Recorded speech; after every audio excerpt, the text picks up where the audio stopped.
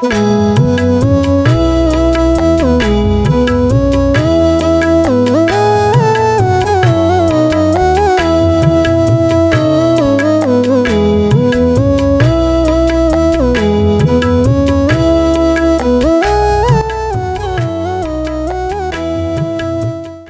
brothers and sisters in the Lord, ప్రభునందు ప్రియమైన సహోదరి సహోదరులారా, today's verse for our meditation is taken from the book of Psalms 92 verse 1. ఈ రోజు మన ధ్యానం కొరకు 92వ కీర్తన మొదటి వచనం నుండి తీసుకొనబడింది. It is a good thing to give thanks unto the Lord and to sing praises unto thy name, O Most High. యెహోవాను స్తుతించటం మంచిది, మహోన్నతుడా నీ నామమును కీర్తించటం మంచిది.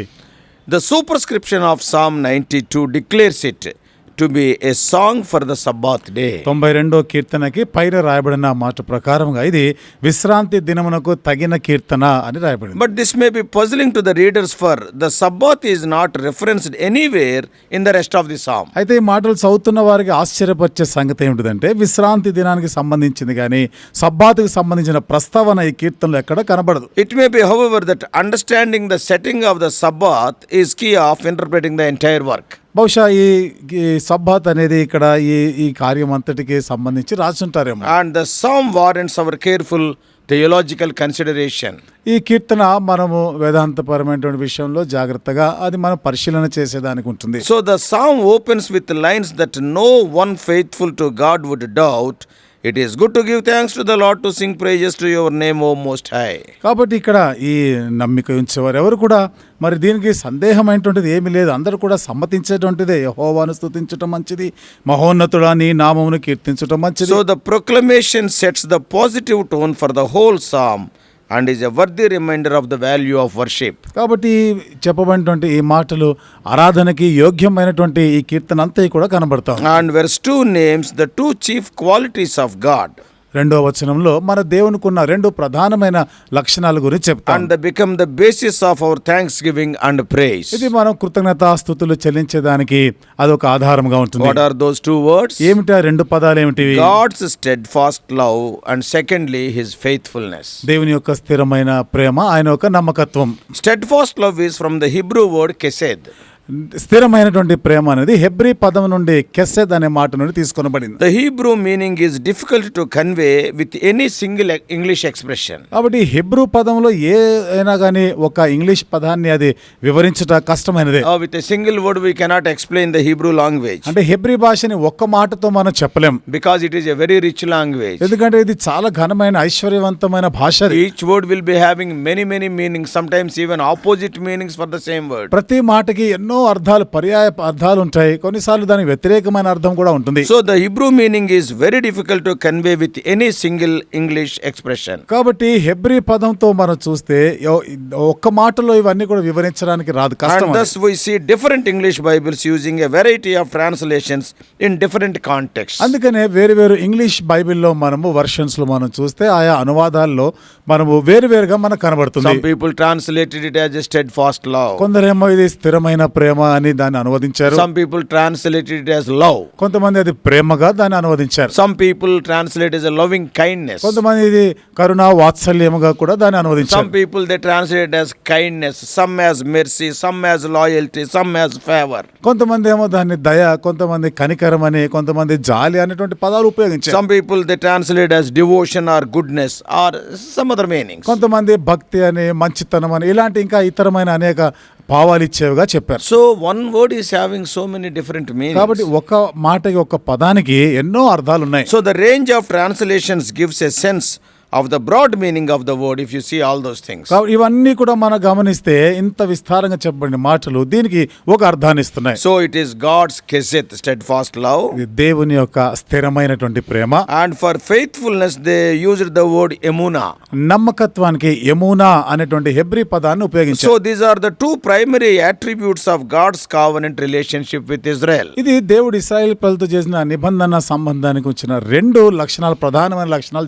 This is what the Lord has revealed in a special way to Moses at Mount Sinai. ఇది దేవుడు మోషేకి ఒక ప్రత్యేకమైనటువంటి తరహాలు సీనాయి కొండ మీద బయలుపరిచాడు. So in Exodus 34:6 it is written, నిర్గమకాండం 34వ అధ్యాయం 6వ వచనంలో రాయబడింది, the Lord, a God merciful and gracious, slow to anger and abounding in steadfast love and faithfulness. యెహోవా కనికరము, దయ, దీర్ఘశాంతము, విస్తారమైన కృపా సత్యములు గల దేవుడైన యెహోవా. So that God is to be praised both morning and night, as we read in verse 2. ఆ దేవుడు 2వ వచనం మనం చదివిన ప్రకారము ప్రతి రాత్రి ప్రతి ఉదయం కూడా స్తుతించబడేవాడు. What does it mean? దాని అర్థం ఏమిటిది? The intensity of worship, how often we have to worship. ఆరాధన యొక్క తీవ్రత, మనం ఎన్ని పర్యాయాలు ఆరాధన చేయాలో అనేది మనకు So the అర్థమవుతుంది. significance is furthered still by the addition of musical instruments to the praise in verse 3. ఇక్కడ మనం దీని ప్రాముఖ్యత మరింత ఎక్కువగా 3వ వచనం మనం చూస్తే మరి వాయిద్యాలతో కూడా ఆరాధించుట. So this suggests a formal setting of worship. కాబట్టి ఇది ఒక సాధారణ ఆరాధన విధానాన్ని గురించి చెప్తాం. So corporate worship is not to be neglected. అంటే సమిష్టిగా మనం కలిసి చేసే ఆరాధన నిర్లక్ష్యం చేయడం కాదు. Verse 4 indicates that it is God's work that provides the impetus for such praise. 4వ వచనం మనం చూస్తున్నాం, ఈ రకమైనటువంటి మరి స్తుతి కృతజ్ఞత చెల్లించడానికి ఇది యెహోవా చేసిన కార్యములు కాబట్టి. So while the psalmist may have in mind especially the victory over enemies described in verses 10 and 11, బహుశా కీర్తనకారుడు 10, 11 వచనాల్లో శత్రువు పైన విజయం సాధించిన సందర్భాన్ని బట్టి స్తుతించాలని చెప్తుండొచ్చు. keeping that in view, he is expressing in verse 4, ఈ విషయాలు మనసులో పెట్టుకొని 4వ వచనంలో వ్యక్తపరుస్తా ఉన్నాడు. your work, the works of your hands in general. నీ కార్యం చేత లేదా నీ చేతి పనులను బట్టి సర్వసాధారణంగా చెప్తున్నాడు. So you are to be praised. కాబట్టి నీవు స్తుతింపదగిన So యోగ్యుడు.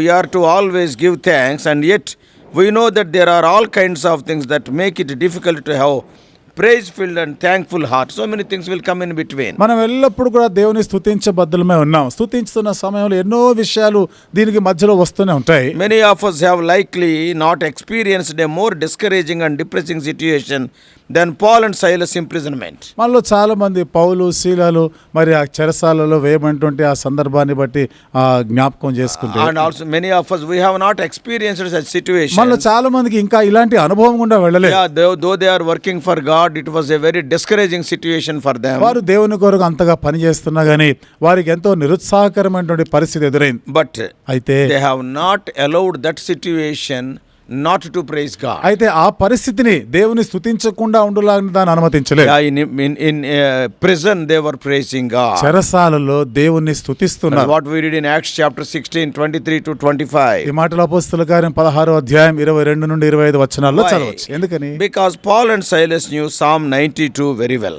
ఎందుకనగా పౌలు శీలలకి 92వ కీర్తన బాగా పరిచయం So ఉంది. the psalmist tells us that it is good thing to give thanks unto the Lord. కాబట్టి కీర్తనకారుడు అంటాడు, యెహోవాను స్తుతించుట మంచిది.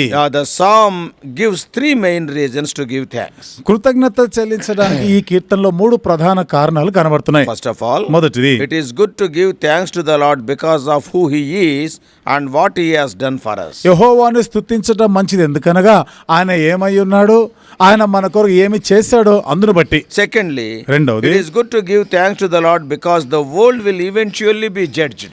లోకము చివరికి తీర్పు తీర్చబడనే ఉంది. ఆ కారణాన్ని బట్టి కూడా ఆయనను స్తుతించుట Because మంచిది.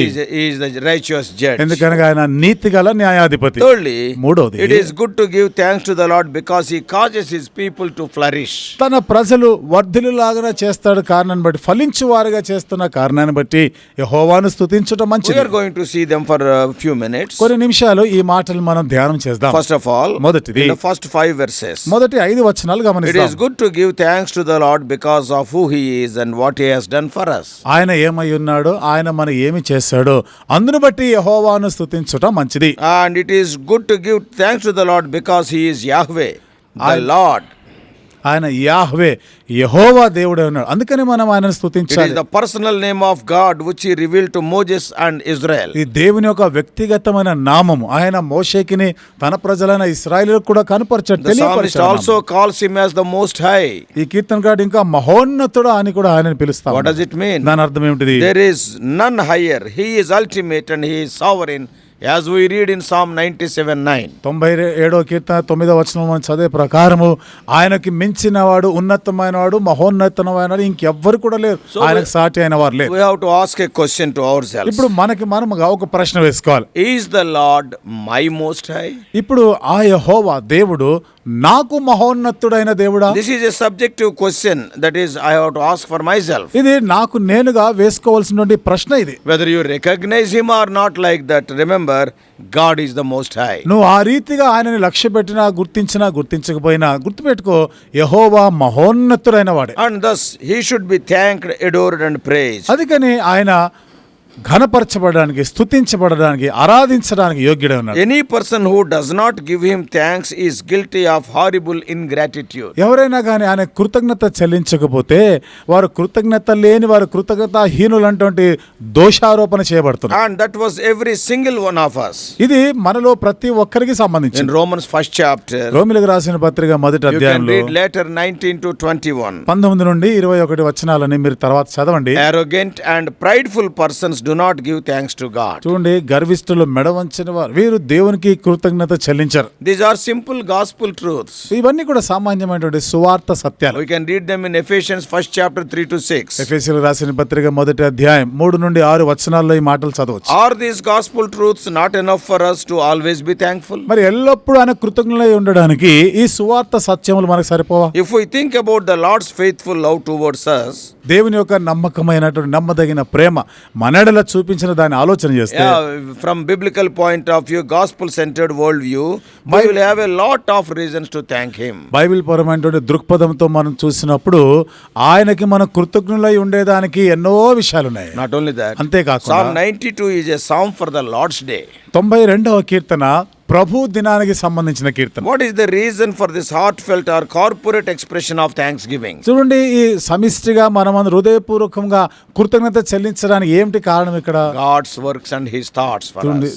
మన ఎడల దేవుని యొక్క కార్యములు, దేవుని యొక్క తలంపులను బట్టి. That's what we read in Psalm 92 verses 4 and 5. ఈ మాటలు 92వ కీర్తన 4-5 వచనాల్లో మనం చదవచ్చు. All of God's works point to his thoughts, and he has revealed his thoughts in scripture.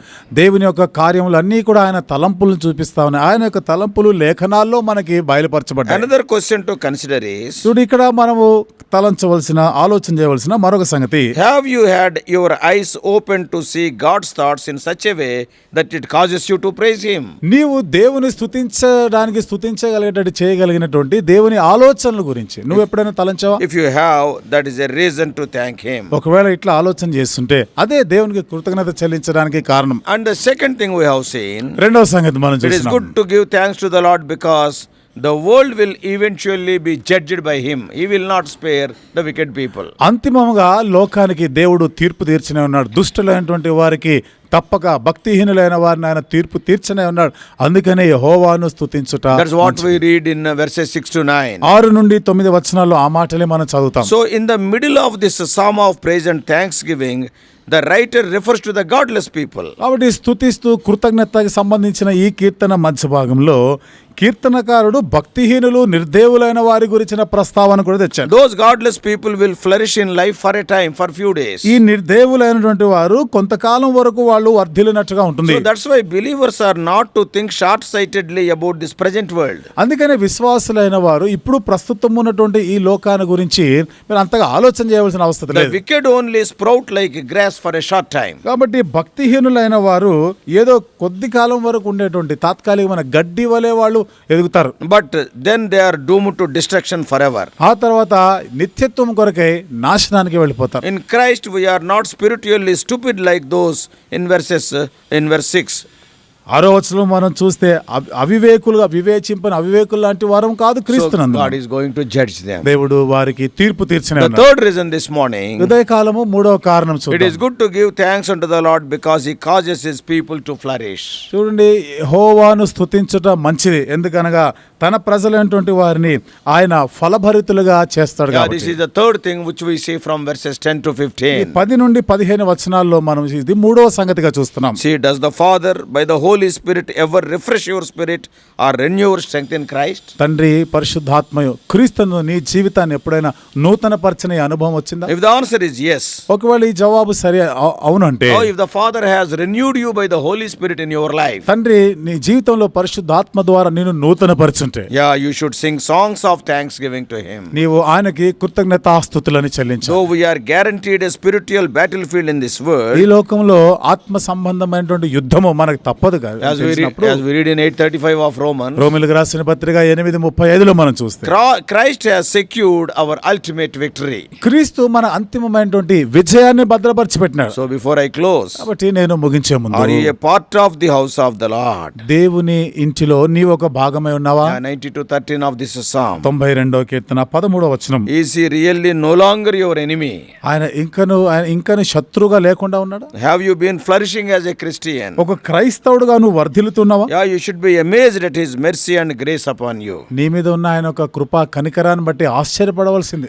Basic question is, ఇప్పుడు ప్రాథమికమైన ప్రశ్న do you know ఏమిటంటే, why God created you and redeemed you? అసలు దేవుడు నిన్ను ఎందుకు సృష్టించాడో, ఎందుకు నిన్ను విమోచించాడో తెలుసా? It was to declare that the Lord is upright and there is no unrighteousness in him. దేవుడు నీతిమంతుడు, యథార్థవంతుడు, ఆయనలో దుర్నీతి ఏది కూడా లేదు అని That is వెల్లడిపరచడానికి. what we read in this psalm, that is in verse 15. అదే కదా ఈ కీర్తనలో మనం 15వ వచనంలో చదవచ్చు. Yes, there is the problem of evil. The wicked seemingly prospers all around. చూడండి, చుట్టూ ఉన్నటువంటి దుష్టులైనటువంటి వారు వర్ధిల్లుతున్నటువంటి పరిస్థితులు చూస్తా ఉన్నాం. But the redeemed declare in the midst of it that the Lord is upright. అయితే విమోచించబడిన వారు ఈ పరిస్థితులన్నింటిలో కూడా దేవుడు యథార్థవంతుడు అని వారు And in వెల్లడిపరుస్తారు. the end, all will be set perfectly right. చివరికి మనం చూస్తాం, అందరిని కూడా ఆయన పరిపూర్ణులైన వారుగా చేస్తారు. He will judge the wicked people and flourish the righteous people. దుష్టులైన వారికి తీర్పు తీర్చి నీతిమంతులని He వర్ధిల్లజేస్తారు. will judge with perfect holiness and justice. పరిపూర్ణమైనటువంటి పరిశుద్ధతతో నీతి న్యాయములతో ఆయన వారిని శిక్షిస్తారు. So it is good to give thanks unto the Lord. కాబట్టి యెహోవాను స్తుతించుట, ఆయనకు కృతజ్ఞతలు చెల్లించుట మంచిది. So may God bless you. దేవుడు మిమ్మల్ని దీవించునుగాక. Let us pray. ప్రార్థన చేసుకుందాం. Loving Heavenly Father, ప్రేమగల మా పరలోకపు how తండ్రి, gracious God, కృపగల మా దేవా, though it is a psalm for Sabbath, ప్రభా ఇది సబ్బాత్ దినాన్ని గురించిన though it కీర్తనైనా, is a day to take rest, ప్రభా ఇది విశ్రాంతి దినమునకైన కీర్తనైనా, but we have to worship thee, O Lord, all the time. అయితే ఎల్ల వేళలా మేమైతే మిమ్మల్ని ఆరాధించబద్దులమే We ఉన్నాం. need not be silent. మేము మౌనంగా We ఉండవలసిన need అవసరం not be లేదు. taking rest. ప్రభా మేము విశ్రాంతి తీసుకోవాల్సిన అవసరం O లేదు. Lord, for what you are and what you have done, ప్రభా నువ్వు ఏమై ఉన్నావో, నువ్వు ఏమి చేసావో దానిని and బట్టి, also what you are going to do for the righteous and also for the unrighteous people. అంతేకాకుండా నీతిమంతులు దుర్నీతులైన వారికి కూడా నువ్వు ఏమి చేయనే ఉన్నావో అందును బట్టి కూడా You are స్తుతించాలి. the righteous God and a holy God. నువ్వు నీతిమంతుడైన దేవుడు, పరిశుద్ధుడు అయిన దేవుడు. O Lord, help us when, O Lord, the wicked people are, O Lord, flourishing. Help us not to get discouraged. దుష్టులు వర్ధిల్లుతూ ఉండగా చూసి ప్రభా మేము నిరుత్సాహపడకుండా చేయండి. O Lord, you have already written that this is their world. ప్రభా ఇది వాళ్ళ లోకం ఇదే అని ముందుగానే మీరు But చెప్పినారు. you are preparing us as eternal people and to be with you forever and ever. అయితే మమ్మల్ని నిత్యమైన ప్రజలుగా నిత్యము నీతో కూడా ఉండే వారముగా సిద్ధపరుస్తున్నారు. వందనాలు Speak to us. ప్రభా, మాతో మాట్లాడండి. O Lord, throughout this day be with us. ఈ దినమంతా కూడా మాతో ఉండండి. We do pray in the most holy name of our Lord and Savior Jesus Christ. మా ప్రభువును రక్షకుడైన యేసుక్రీస్తు వారి అతి పరిశుద్ధమైన నామములో ప్రార్థించి వేడుకుంటున్నాము తండ్రి. ఆమేన్.